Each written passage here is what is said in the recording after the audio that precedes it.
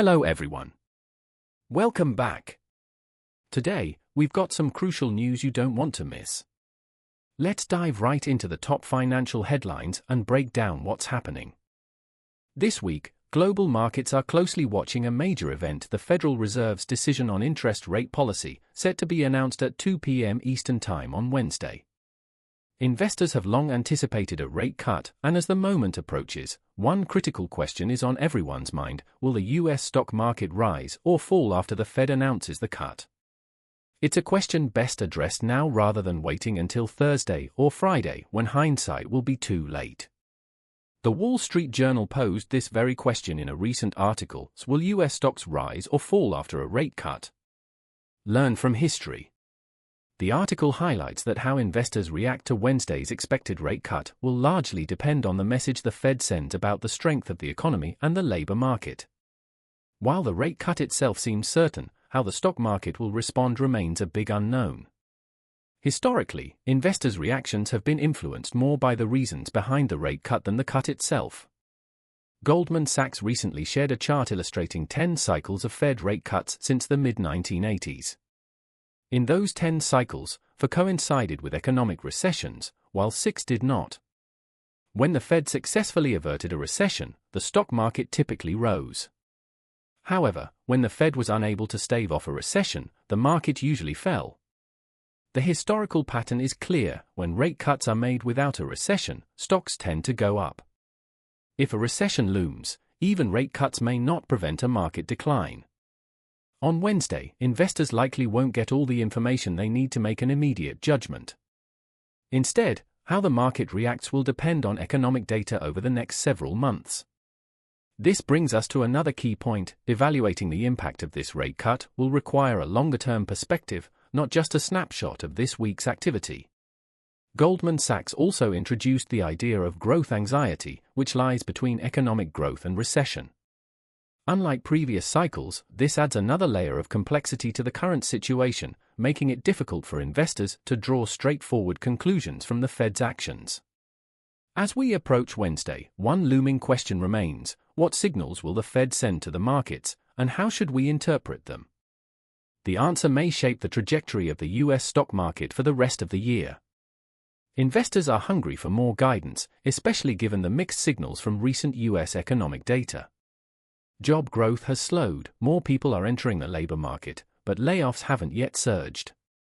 Meanwhile, inflation has eased, but costs related to housing and rent are still stubbornly high. Concerns over a potential spike in unemployment have contributed to the stock market's volatility in August and September.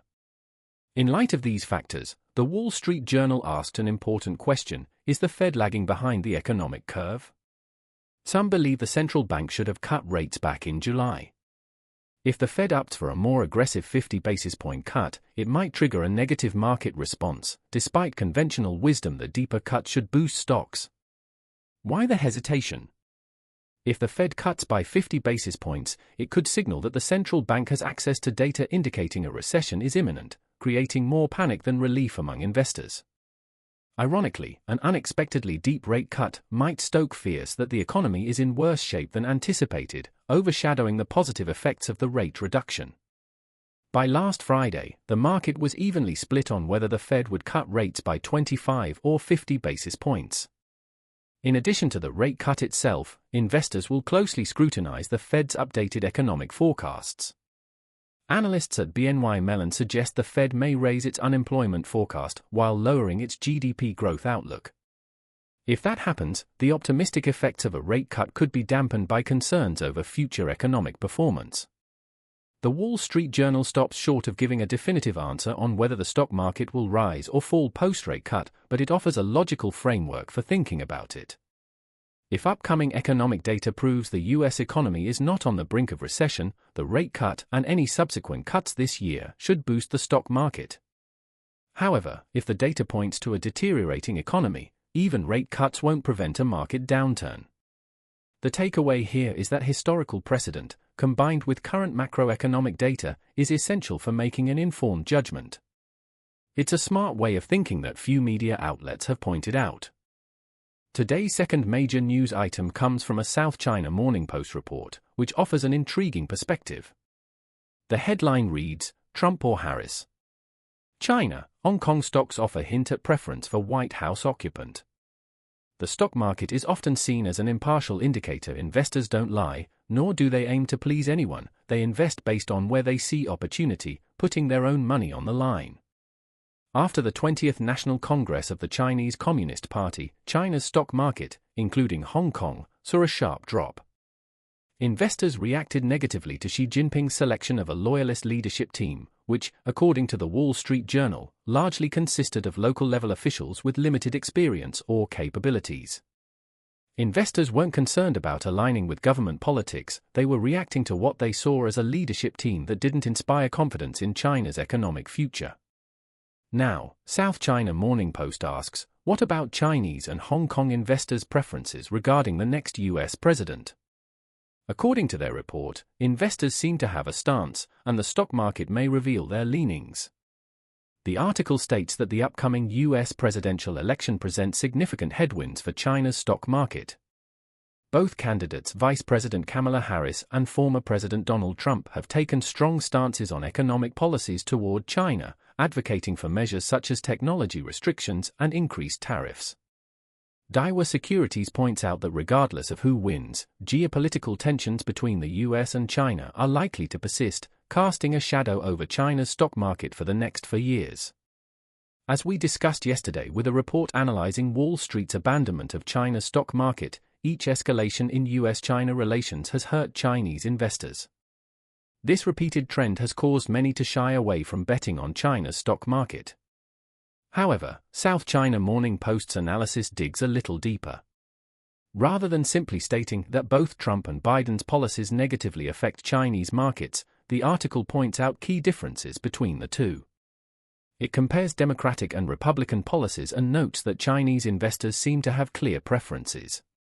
Since Biden took office in January 2021, China's stock market has been on the decline.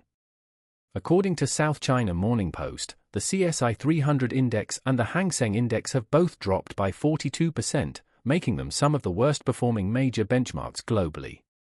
In contrast, the S&P 500 in the US has risen by 45% during the same period. The data shows that under Biden, China's market has struggled. Looking back at Trump's tenure from 2017 to 2021, China's stock market performed relatively well. The CSI 300 index rose by 65%, and the Hang Seng index climbed by 30%. By comparison, the S&P 500 increased by 70% during this time, still a solid performance, but closer to the gains seen in China. This suggests that investors viewed Trump's policies as less damaging to Chinese markets than Biden's. South China Morning Post's analysis leads to the conclusion that a Harris victory in the upcoming election may pose a greater risk to Hong Kong's stock market than a potential Trump win. However, this view is based on historical data, and the current economic environment differs significantly from that of 2017 to 2021. Just as we saw in the Wall Street Journal's article, historical trends should be considered alongside the present and future geopolitical landscape when making predictions about the stock market. The takeaway from South China Morning Post's piece is thought-provoking and shows that Wall Street analysts are always looking for new angles to explore. While the analysis of the stock market's preferences is intriguing, it's important not to take it too literally. There are many factors at play, and US-China relations are just one piece of the puzzle. In fact, Xi Jinping's domestic policies may have a much greater impact on China's stock market than anything happening in the US. For example, Xi's regulatory crackdown, his targeting of tech giants like Jack Ma, and his overall tightening of the economy have arguably done more harm to the stock market than US-China tensions. So, while South China Morning Post's report offers an interesting angle, it should be viewed as a light-hearted financial analysis rather than a rigorous forecast. It provides one perspective, but lacks the depth needed to fully understand the complexities of China's market. The third major news I'd like to share with you is that former President Trump narrowly avoided an assassination attempt yesterday. There are 3 key updates on this political incident that are worth highlighting. First, the Wall Street Journal ran a major front-page story on this, with 2 exclusive labels to emphasize the significance of the report. The headline read, "Details of Trump's re-assassination. The suspect has been in hiding for 12 hours, and the serial number of the gun has been erased. The subheading explained that, according to sources, the removal of part of the rifle's serial number has made it harder for investigators to trace the weapon. Officials familiar with the case stated that on Sunday, a suspect left behind an AK-style rifle at Trump's Florida golf course, and its serial number had been at least partially scratched off, complicating the investigation. The suspect, Ryan Wesley Louse, 58, appeared in a federal court in West Palm Beach, Florida, on Monday. He faces charges for possessing a firearm with a defaced serial number and for owning a firearm despite being a convicted felon. Court records from North Carolina reveal that Louse has a long criminal history, with several convictions that should have barred him from owning a gun. Law enforcement officials have suggested that Louse could face more serious charges. The FBI is investigating this as an assassination attempt, the second time Trump's life has been threatened in recent months. Although Louse didn't fire any shots, a Secret Service agent, stationed about 1 or 2 buildings ahead of Trump on the golf course, spotted him and fired at least 4 times.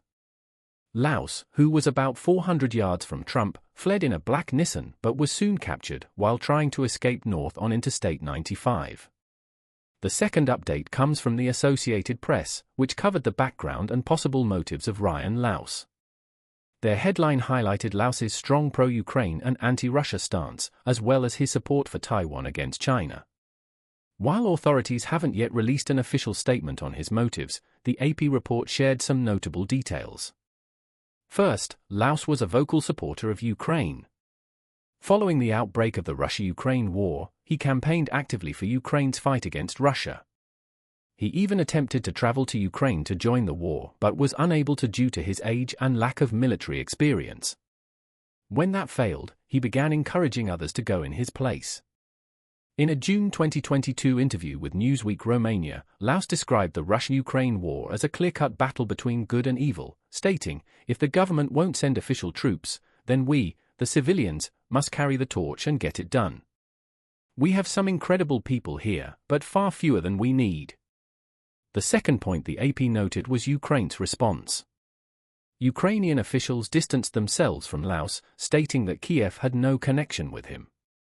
They also accused Moscow of trying to exploit Louse's pro-Ukraine stance for propaganda purposes. The Kremlin, in a statement, claimed that the assassination plot was tied to US support for Kiev, calling it the consequence of playing with fire. However, Ukrainian officials told Reuters that Louse had never been associated with any international unit fighting in Ukraine. The third aspect the AP mentioned was Louse's views on Taiwan and China. He had expressed strong anti-Chinese Communist Party sentiments on social media, even accusing China of launching a biological war by intentionally spreading COVID-19 as an attack. The third and final update concerns Elon Musk, who sparked controversy with his remarks following the attempted assassination. After the incident, Musk responded to a post on X, formerly Twitter, by a user who happens to be the designer of Dogecoin and a close associate of Musk. The user asked, "Why does everyone want to kill Trump?" Musk shared the post, adding his own comment, "Not only are they trying to kill Trump, but no one has even tried to assassinate Biden or Harris." He accompanied this with a confused emoji, which many took as a suggestion, sparking widespread media criticism. White House spokesperson Andrew Bates also condemned Musk's remarks, stating that violence should always be condemned and never encouraged or joked about. That's all for today. Thanks so much for watching. If you found this video helpful, don't forget to hit the like button and subscribe for more updates. I look forward to seeing you in the next one.